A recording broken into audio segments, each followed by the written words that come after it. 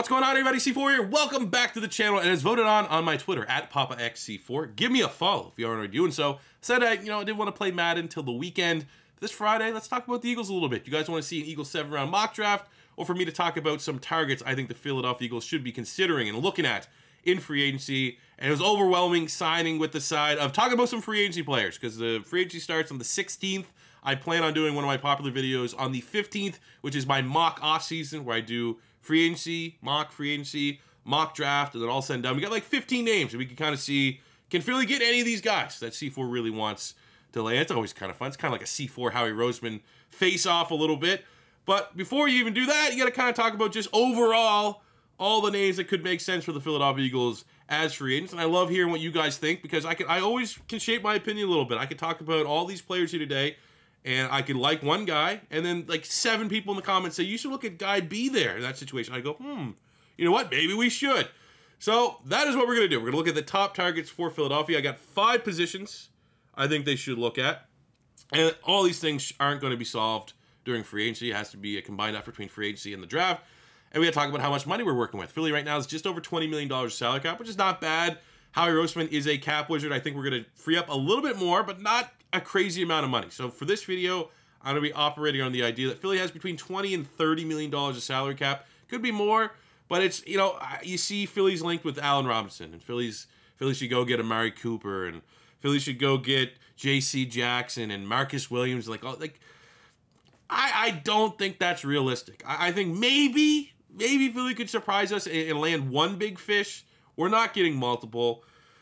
I think there's going to be better money spent this year getting the guys that cost $5 to $7 million a year versus signing, guys that are going to be 12, 13, 14, 15, 16. Like, it's going to be, I'd rather take more swings on trying to land some guys this year than taking one big swing and putting all your eggs in that one basket.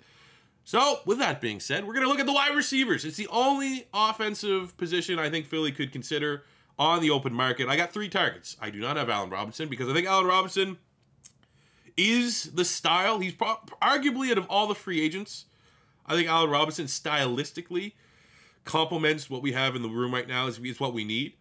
And that's the biggest thing when you're building a wide receiver room. You need guys that complement one another. You don't want 3 guys that can do the same thing and are weak at the same thing. Right now, we got Devontae Smith.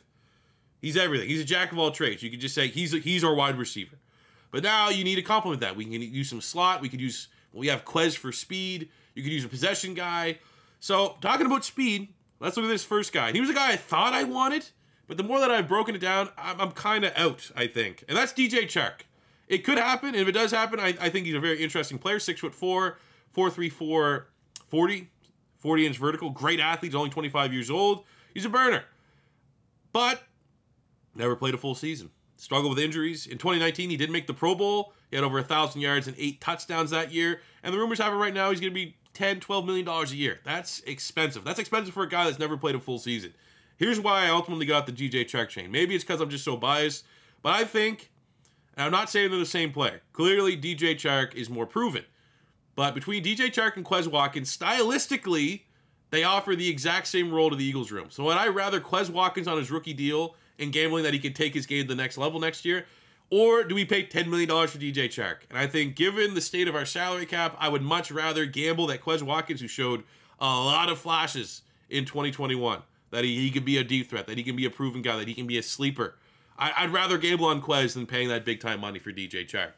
So then outside of that, I got 2 wide receivers that are slot wide receivers that I think could be interesting to the Philadelphia Eagles. If they want to spend a little bit more money, you could look at Christian Kirk. Had a breakout year, kind of, for the Cardinals, which is great because that means he's just going to get more money. But he had just under 1,000 yards, 5 touchdowns. He's only 25 years old. PFF rated him the 42nd wide receiver in the NFL last year. He's a slot guy.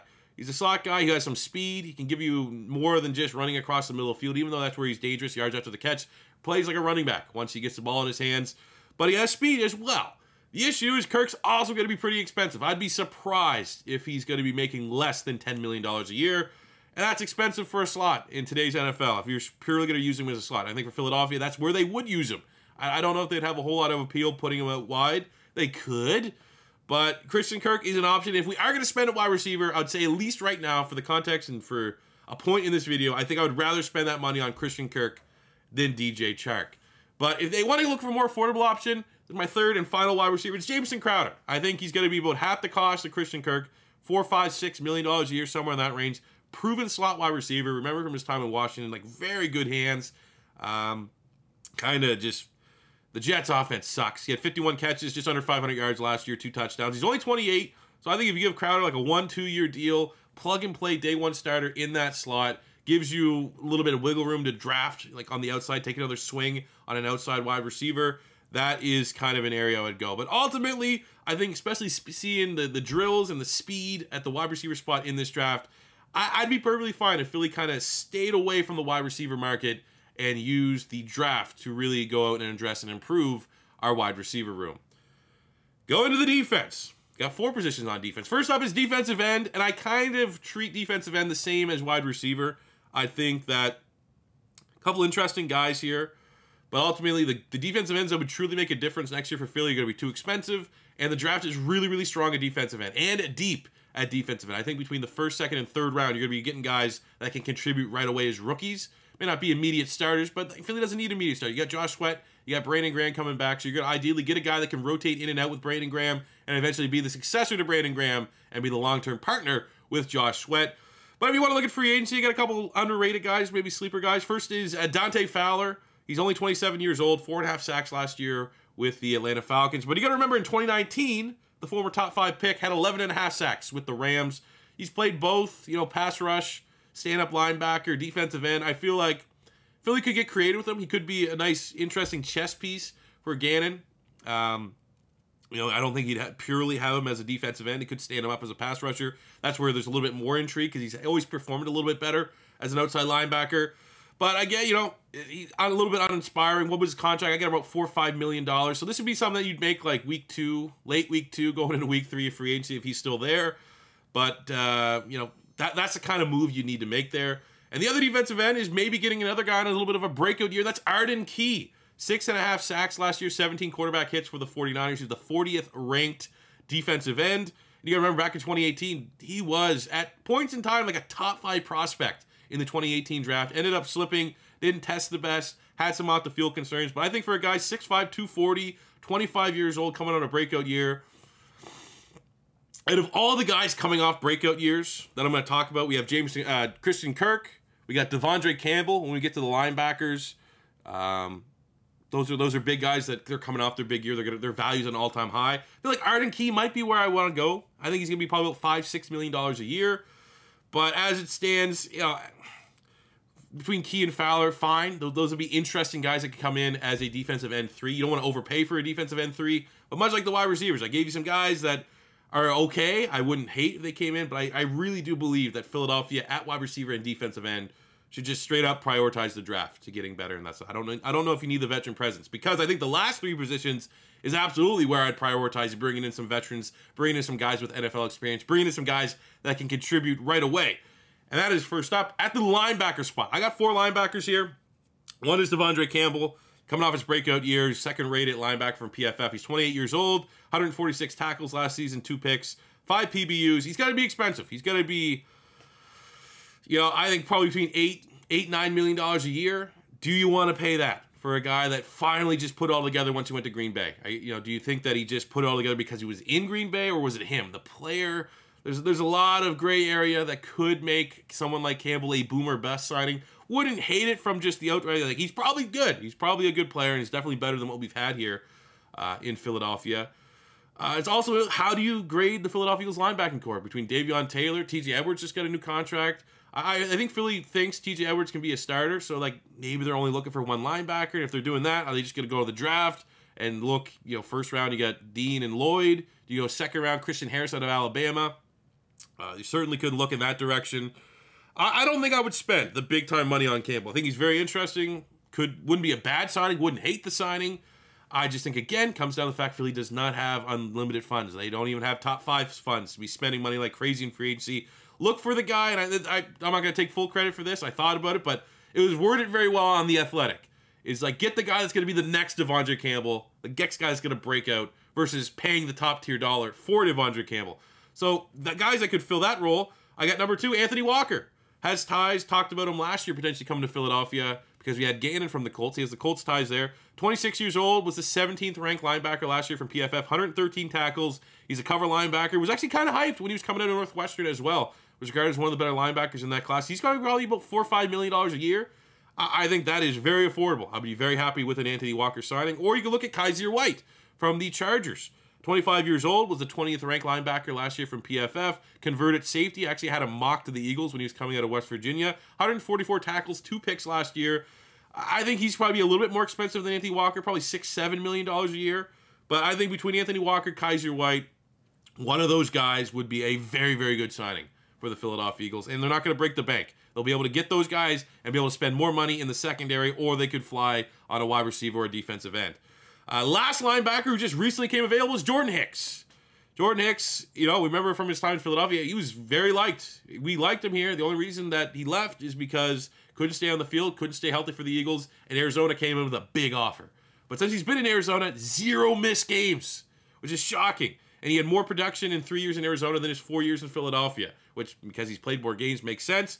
But I think I would absolutely be on board for a Jordan Hicks reuniting.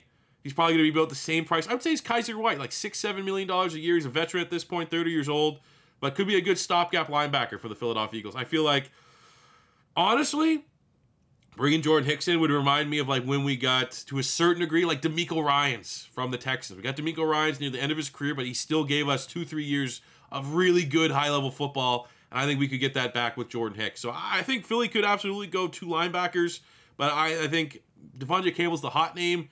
I'd more so look at Anthony Walker, Kaiser White, or bringing back Jordan Hicks. Those are the linebackers. Now let's get to the secondary. Let's take a look at the corners. I have 4 corners we're going to talk about. First up, Carlton Davis. This is if Philly wants to try to land one big fish. Davis is going to be expensive. I think we're probably roughly $14-15 million a year. He's going to cost more than half of our available salary cap. He's only 25 years old. Was he 28th graded corner by PFF, 4.53 speed. 6 picks, 52 PBUs in his 4 years as a starter. He was a day 1 starter as a rookie out of Auburn for the Tampa Bay Buccaneers. 6'1", 205, so you get this guy. He's going to be the partner in crime with Darius Slay, and most likely, when we move on from Slay, he will be up to the #1 corner on our team. I like him as a player.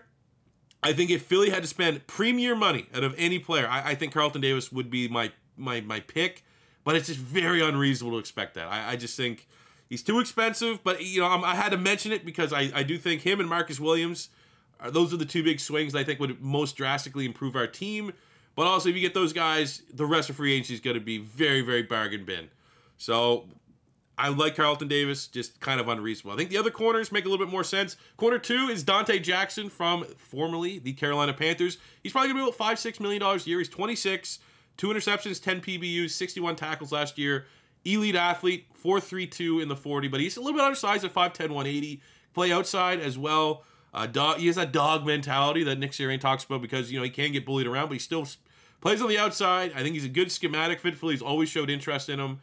5-6 mil. Philly needs to find that corner 2. I don't know if we're going to find that corner 2 in the draft, or at least find a corner 2, like CB2, outside corner 2, that you'd feel comfortable in that draft. Like we could get Kyrie Elam out of Florida. Even me, as much as I like him, Gator bias. That's a little risk to be like anytime you throw a rookie corner out there. It's boom or bust. It's not an easy position to transition from the game, from the college game. So I think Dante Jackson could be very interesting. You look at Desmond King, probably about $4 or $5 million a year, 27 years old. Solid year for the Houston Texans last year. We actually played on the outside. He pretty much plays every DB position. He's played free safety. He's played nickel corner. He's played outside corner. Kind of reminds me a little bit of less athletic, more technical Avonte Maddox. But I don't know if, Philly needs outside corner. We don't need a slot. So it's how they would grade Desmond King, or maybe they could value him as a safety, but he had 3 picks last year, 93 tackles with the Houston Texans. Yeah, again, $4 or $5 million a year. Could be a nice just general DB signing for the Philadelphia Eagles, and they can just kind of throw him out there and find a good position for him. And the last option is a guy that I just personally like, and that's Chris Westrey. He's 24 years old, 6'4", 200-pound corner with like 4.3 speed. I just remember he played a couple games for the Ravens last year because Ravens' corner situation was dire. They were banged up with injuries. I remember a game against Chicago, the Bears. I was like, this guy is, yes, he's a project player. It's like a draft pick. I would love Chris Westrey. I think he's a very interesting player. Out of all the corners, you look at the available corners here, give me Chris Westrey. He's not going to cost you anything. You're going to bring him in, see if Gannon can coach him up. I like the chances that he can develop into a nice player. So those are the corners. You know, Dante Jackson, draft a corner somewhere in that range. I don't know. The corner is definitely a position out of all the ones that we're talking about that I just don't know. I feel like we need to spend money, but I don't know where is the best way to spend that money. And we're going to finish this video at safety. This is one I feel a little bit better about. First, the top safety is Marcus Williams, formerly of the Saints, the 7th rated safety from PFF. 25 years old. He's a cover-free safety. 74 tackles, 2 picks, 8 PBUs last year for the Saints. He's going to be expensive. Right now, projected about $13-15 million a year. I think that's ultimately going to be out of the Eagles' price range a little bit. Especially given some of the other safeties. Like, I feel like the fact that Philly needs 2 safeties and you could get 2 good safeties for the price of Marcus Williams, I feel like that's the direction I would go. But just much like Carlton Davis, much like Devondre Campbell, you got to talk about them because if Philly does want to spend and prioritize at those spots, they're great players. They'd be great fits. They would drastically improve the Eagles' defense. But needs to be known, salary cap's a thing. You can only spend so much money. So outside of Marcus Williams, we got a couple other guys. Could be a little bit bargain bin a little bit and great players. Number 2 is Jordan Whitehead. This is probably my favorite safety for us to sign. He's 24 years old. Strong safety, was the 27th rated strong safety in PFF last year. And for me, he reminds me Rodney McLeod 2.0 when we signed Rodney McLeod from the Rams. Similar style of player, similar point of their career. He's going to be probably $6 to $8 million, somewhere in that range. So he's not, you know, cheap by any means, but he's got to be like half the cost of a Marcus Williams. And you can, you know, he's going to be your strong safety. So you can get Jordan Whitehead and then also bring in a new free safety, completely retool your secondary, get your replacements for Anthony Harris and Rodney McLeod. Or you just straight up get Marcus Williams. I think I'd rather the 2 players at this point. I would start with Jordan Whitehead, and then you look at just available free safeties. We got, first up, Justin Reed, formerly of the Texans. He's 25 years old, 6 tackles, 2 interceptions, 4 PBUs. He was the 87th ranked safety last year for PFF, got benched by the Texans. So he's coming off his worst year ever, but I still think there's an upside there. His rookie season was amazing. He's only 25. So there could be a bargain there. That could be like a buy low, sell high type deal with Justin Reed. So I'm very intrigued with him. I think it's probably, again, $4 or $5 million a year. So Jordan Whitehead, Justin Reed combo, hell yeah. That's how you retool a secondary a little bit. Well, you can look at number 4. I got here. Quandary Digs, buddies with Darius Slay. I guarantee Slay's pound on the table to bring in Quandary Digs. He was the 24th ranked safety last year by PFF. He's 29, so a little bit older, but he's also the most proven. 94 tackles, 5 interceptions last year. Had 5 interceptions in 2020, 7 PBU. He just gets turnovers. So you can throw Quandary Diggs back there with the Jordan Whitehead. Yes, sir. Sign me up. But he's going to be more expensive. I think $8-9 million a year, somewhere in that range for Quandary Diggs, and you don't get the youth that you would get by spending big money on Marcus Williams, who's 4 or 5 years younger. But Diggs is an absolute playmaker, and the fact that he already has chemistry with Darius Slay could be an added bonus there for the Philadelphia Eagles. We can look at a little bit cheaper. You got Tracy Walker, another line who has some experience with Darius Slay. He's 27 years old, cover-free safety, 108 tackles and a pick last year. He was the 42nd ranked safety by PFF. $3-4 million a year, that's more of a flyer. Always thought he was kind of solid as long as they were having him drop back into coverage for the Detroit Lions.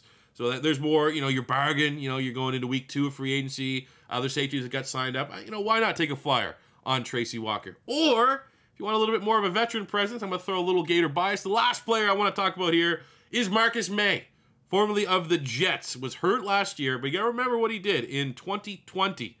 88 tackles, 2 picks, 11 pass breakups, 2 sacks. He's going to be probably about $5-6 million a year. And I think kind of like Justin Reed to a certain degree, you're going to be buying a little bit low on Marcus May. I think he could be affordable. If he stayed healthy, he'd probably be in that Quandary Diggs, $8-9 million. But the fact that you might be able to get him for $5 million, I think that should definitely intrigue the Philadelphia Eagles. And he's versatile. He can play free and or strong safety. So that's how I would target safety. Versus spending big money on Marcus Williams, I would look at pairing Jordan Whitehead with any of those other safeties just to kind of retool the room there just a little bit. Plus, you always got the draft. You always got the draft.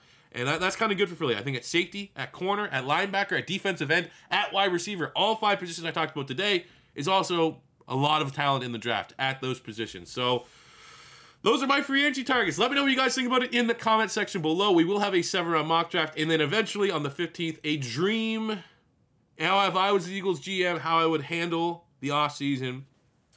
So make sure you guys let your voices be known. If there's any player I didn't talk about that you think Philly should consider, let me know in the comment section below. But that'll do it for me today, guys. Thank you very much for watching. As always, your first time stopping by, don't be afraid to hit that subscribe button. Smash the like button if you enjoyed. And until next time, it's C4 saying peace out.